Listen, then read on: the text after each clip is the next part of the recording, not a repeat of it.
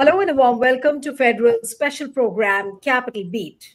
Throughout the Delhi elections, one scheme which was most talked about was the Mahila Samriddhi Yojana, in which BJP had promised all the women voters in Delhi that they will get a payout of 2,500 rupees per month.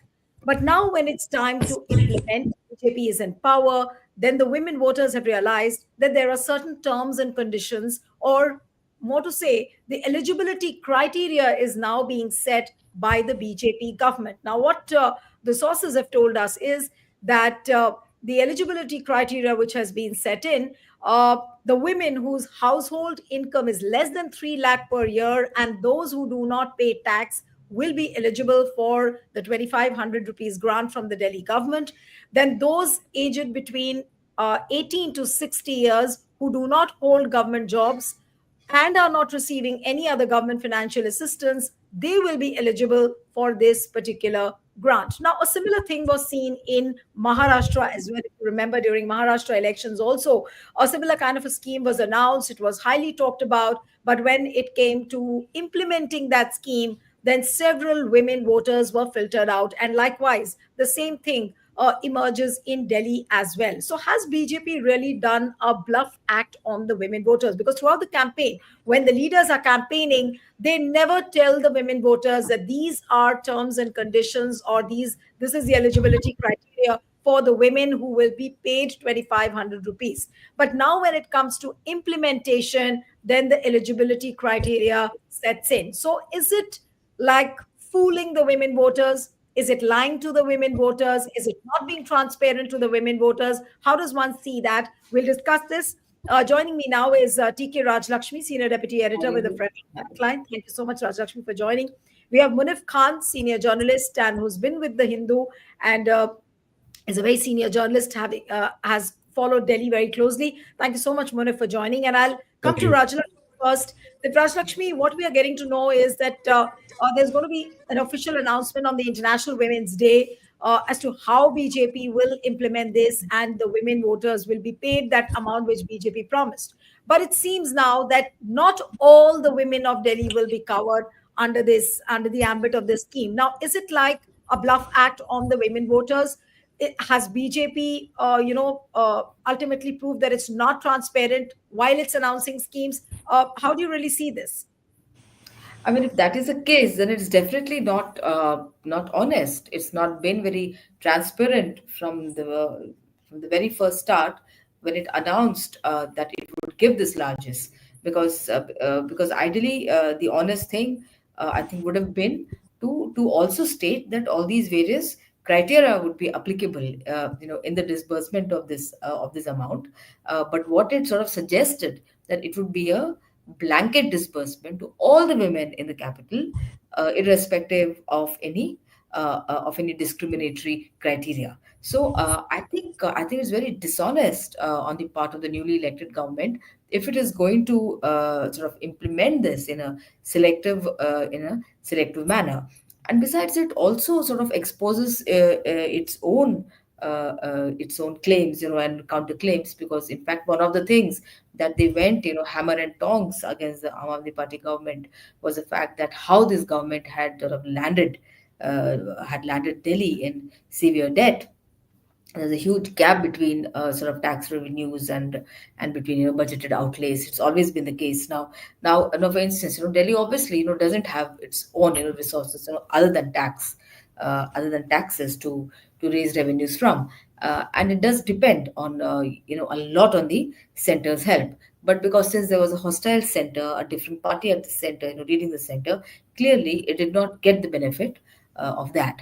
And besides, to be also fair, it may have ended up in a deficit, because it does spend a lot. I mean, as several states, I mean, for instance, southern states do that. Kerala does it. I'm sure like Tamil Nadu also does it. They do spend a huge proportion of of their budgets on the social sector. So I think nearly 40% or which is what I was reading, I mean, was spent on health and education alone, in Delhi. So it's a huge proportion, of the budget. And of course, salaries, administrative costs also take up the bulk of that. So clearly, what the BJP is also saying is that, that they do not have the money, But that and therefore, one way of dealing with it is by reducing the number of beneficiaries, by having all these criteria. And who knows, maybe they have not been assured any support from the central government. I mean, ideally, it's also also sort of reflection on the center also, because I think all the central leaders who were campaigning in the run up to the elections, they were also making those promises. So it's not just that the state leaders are doing it, but the central leadership was also doing it. So if the state is withdrawing from it, it means that the onus is also on the center. Yeah. So you're saying that the onus is equally on the center because the central leaders were also equally involved. Now, Munif, how would you really see? Now, at the end of the day, the women voters in Delhi would feel that, the promise was made to all the women, but now when it comes for the payout time, the women will be filtered. The eligibility criteria sets in those filters by which all women don't get paid. Now, what do you think is going to be the impact on the women voters, or would they not care too much for this kind of a promise which BJP made? No, I think I'll have to agree with Rajlakshmi when she says that it is dishonest. Like a cursory look at how this is playing out, they're giving more ammunition to the opposition because if you remember correctly, right before the polls, there was this chatter about how freebies might be stopped in one sense, and now you have some sort of a tweaking which is happening with the freebies. Or let's say like even when the Aam Aadmi Party had announced something similar, a cursory look at that did not show any restrictions of this sort. Now, the BJP government did come up with this. They want to implement it, but clearly, from whatever we're hearing from sources, it doesn't look good from what is there on paper right now. And this is going to give them a lot of stick when it comes to the narrative built by the opposition. Because please remember that this election was also a perceptual battle which was fought. And people in Delhi would ideally imagine that if you're making a promise of a double engine sarkar, and rightly so, like Rajashmi said, like it also reflects on how the center is, adapting to this whole situation. It doesn't look good, and I mean, honestly, this is not going to play out well for the BJP in terms of vote bank politics going further.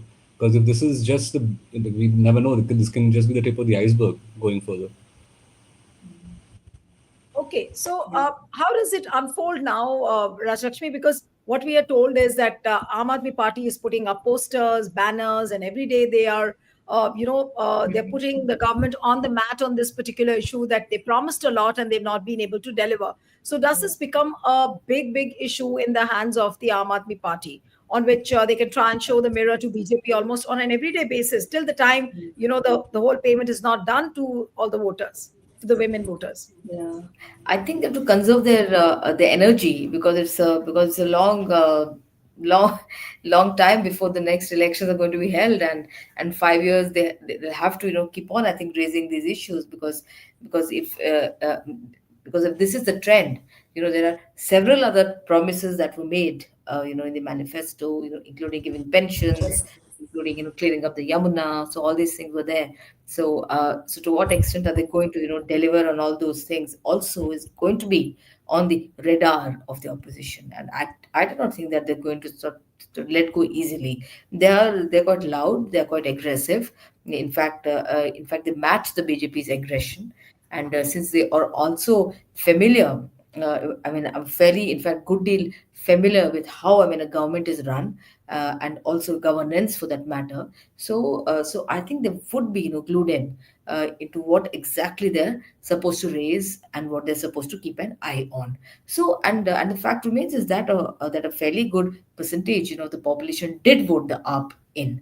And they would also they would also be questioning, because they can say, the BJP can say that, okay, we are going to give it in installments, okay, and or that we'll give a certain number of women now and then I cover them later and all that, okay. But right now the Janta said, okay, we have voted you in for this 2,500 rupees and for so much pension and for the various other things that you have promised us. So that expectation is going to be there, especially at a time when now, of course, the vegetables are not very expensive, but in a few months, when the heat catches up, tomatoes are going to increase from 30 rupees a kilo to, who knows, 80 rupees. So they will, I think, remind the BJP of the promise then, you know. So I think all these things are going to matter a lot. It's not going to be easily brushed under the carpet. And if the center helps them, that would also be, I think, ammunition to the opposition, because all these years the center did not help them, which increased the deficit for the arm of the party at the state. So that will also be an issue that the opposition will focus on. And it will also sort of raise the issue of other states and demands from other states too, who've been at the who've been who've been claiming that they have been treated in a stepmotherly fashion as far as the center is concerned. So here they'll say, double engine sarkar is works only, when both the governments are the same, and the party is the same, and the centers, openly sort of indulging in favoritism. So I do not think that the other states are going to also let go of this easily. I mean, especially those where promises were made by the center to help them out in times of national calamities. There's been this grievance, from several states, that the center has not helped them adequately. Uh, when they've been struck by floods, or by landslides, or by unprecedented rainfall. So all these things are going to matter if they behave, discriminatorily vis-a-vis Delhi. It's not going to be taken lightly, not just by the arm of the party, I think, by the other opposition parties also. And who knows, this might become, rallying point for the India bloc to come together again. Absolutely, absolutely. But would you see this as a discriminatory move, Munif? Because a promise was made to all the women voters that please come and vote for BJP. We are all we'll be giving 2,500 rupees to all the women every month. But now, would you say that they are discriminating, by setting in an eligibility criteria, by setting in certain terms and conditions? Neelu, this actually reminds me of something from my reporting days. The central government had this scheme of in situ slum rehabilitation, and I think it was also called by the Prime Minister as Jahan Juggi Wahan Makan. And this is actually sometime around the MCD polls in 2022. There was this flagship project which was inaugurated by the Prime Minister. A lot of people, not a lot of people, but some people had been given keys to the house, and there was this whole laugh and joy about how this is something which is going to go down really well before the polls. But a deeper look into it, when I was doing my reports and so on, it was that people were frustrated with this idea that you make a promise where everybody gets a house. You gave these very flat statements saying that Jahan Juggi Wahan Makan. If you are a Juggi dweller, you will get a house. But eventually, when it came down to the procedure, there would be eligibility criteria and finer rules, and there'd be much more to the process. And eventually, when the Prime Minister had inaugurated the project one day before the MCC was put into effect, before the polls, it did not result into much when it came to voting day. And maybe the BJP has seen this play out in the past, and maybe this time around they've given more flat statements. But going deeper into it, people do remember, because again, you need to remember that Delhi has an administrative system that has too many layers, right? The too many agencies have too much to do, and the permissions also are too much in number at the same time. And that's been the roadblock for Aam Aadmi Party as well when they were in government.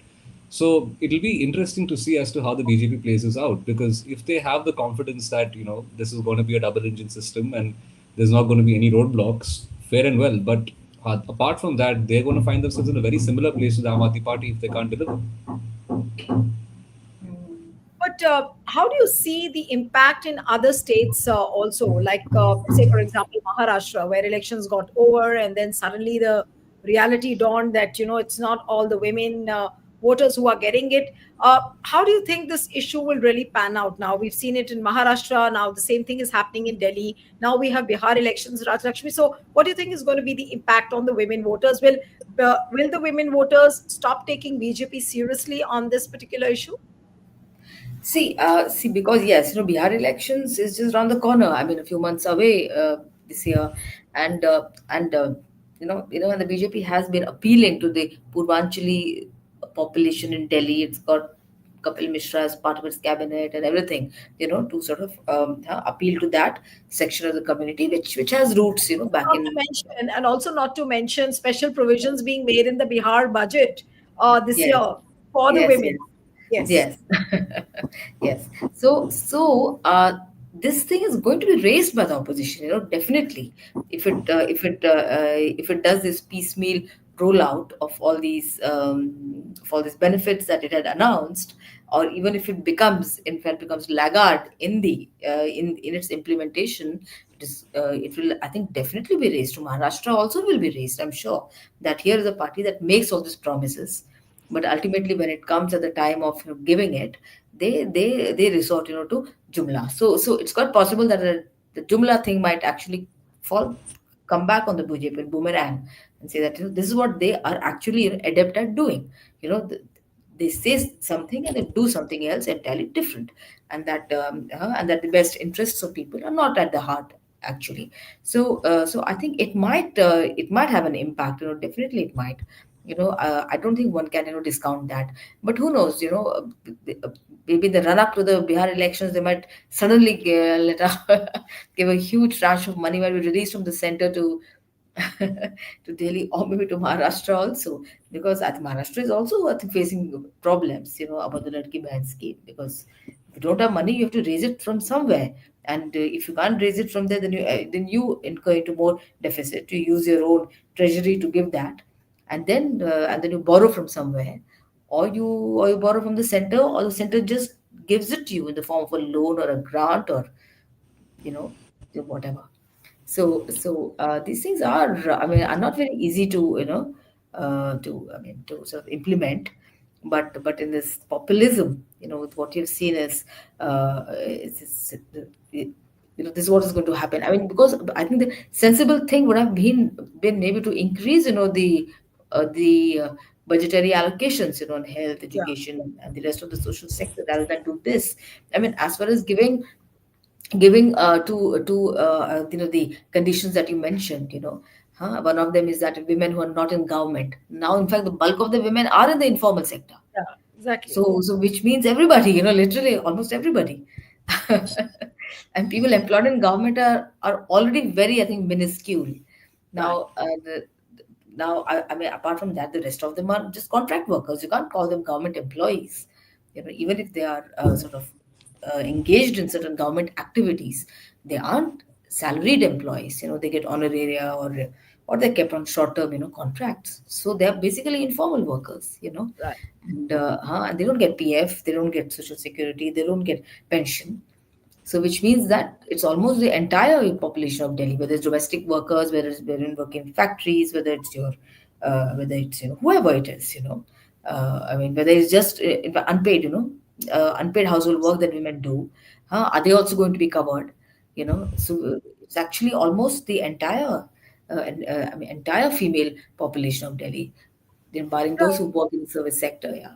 Right. So it's very clear that most of the women will be left out in a way because of the terms and conditions and the eligibility criteria which has been set in. So would it be wrong, Munif, if the women feel that they have been cheated, they have been duped, or not if duped, they at least a lie has been told to them in the name of Mahila Samriddhi Yojana? Is it not Actually, natural for the women to it feel is. like It is. that? Out. It definitely is for the voter because let's face it, like people in these scenarios prefer black and white outcomes, right? And like I True. gave my example about what happened previously with the Institute Some Rehabilitation Project. So they are all very much within their right to feel betrayed in that sense because I mean just remember that when the central government had changed the working of the principal act on which the government runs. Aam Aadmi Party and Kejriwal had gone all across the country trying to make people understand as to how this is something which is working against an elected government in the state and so on. But they couldn't get their message afar because it isn't really a black and white point to make. It's like it has a lot of niche understandings and it doesn't really go that far when you're trying to explain to the public. So coming down to this, it should have been a black and white procedure. Unfortunately, they've not gone ahead with it from what sources say. And if this is the tip of the iceberg to many other decisions that are going to take place further, the opposition is really on a very good footing to actually take them apart. Let's be very honest about that because this is a very fierce opposition, and I've said this in the past. It's a much stronger opposition in the Assembly in comparison to what we've seen in the previous two terms. So, the concluding remarks to you, Raj Lakshmi, that how would you really Mm. see these women welfare schemes which are announced? And it's just not, I'm talking about just not about Delhi, but Yeah. elsewhere as well. Maharashtra, they announced a similar scheme in Haryana. Now they would be making similar announcements in Bihar. What would you really say for these schemes when the announcement is made and when they have to be implemented? There's a whole lot of difference which is felt. See, Nilu, the thing is that there is a tacit admission that the government is not, willing to do or is unable to do what it is required to do. And what is it required to do? It is required to create employment, sustainable employment that ensures that everybody gets access to decent living conditions, and is not dependent on such doles, right? So here it's tacit admittance that it cannot deliver, that it can't deliver on the employment that it promises to deliver, right? And in its place it's going to give these little amounts, or maybe not give them at all, if it's not able to give it. But then it would sort of make a big show that we are doing something for you. Okay. And but the fact is that this does not address the real roots of the problem at all. This does not, because I think everybody, I mean every human being uh, does not want to be a recipient of welfare as such, where where there is this thing also associated with status too, that they want a certain dignified living where they work, and then they earn their and they earn the sustenance out of that work. And because that there is this campaign also in society and is going on, that they're giving them free, people don't work, people are lazy, and they're getting free ka khana, free ka paisa. So that kind of a discourse is already crept in. Okay. And I think nobody wants to hear that, nobody wants to hear. They're saying, you give us jobs, people work for a living, and you give us decent wages, we'll work for a living.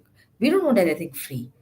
But the government is reducing them to that, and reducing them to that situation. So it's a very sad situation at the end of the day. I mean, I think all these things, can be an add-on. They can't be the solution, because I think the government is getting away from providing the real alternatives that need to Right. be provided. Yeah. Absolutely. So we'll have to wait and watch how things unfold when it comes to the implementation of this scheme, and what the Prime Minister has said, that this implementation will kick off on the International Women's Day, that is March 8th. So we'll have to wait and watch, and we'll end it here. Thank you so much, Raj Lakshmi, Munif. Thank you, Thank Neelu. you so much for joining. Bye.